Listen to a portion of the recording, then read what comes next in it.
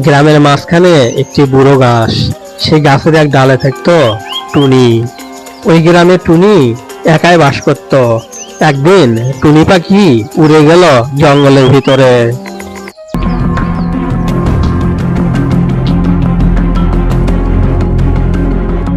টুনি উড়ে গিয়ে একটি গাছের ডালের উপর বসলো। হঠাৎ টুনি দেখতে পেল গাছের নিচে ছোট্ট একটি খরগোশ বসে আছে আর ভয়ে থরথর করে কাঁপছে।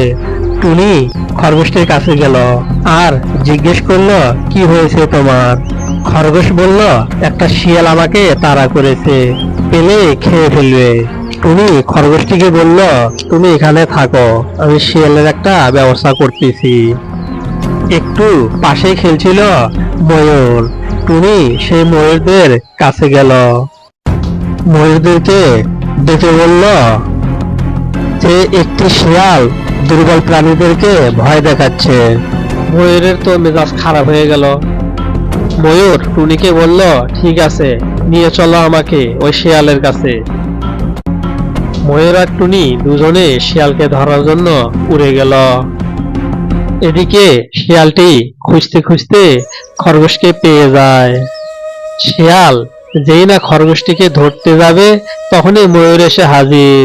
শিয়াল ময়ূরকে দেখে খরগোশকে ছেড়ে দিয়ে থরথর করে কাঁপা শুরু করে দিল।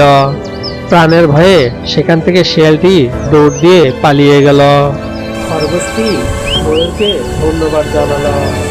টুনি খরগোশটিকে বলল, তুমি এখন নিরাপদ, তোমার আর কোনো ভয় নেই। টোনা আর টুনি দুজন মিলেই শান্তিতে বসবাস শুরু করলো।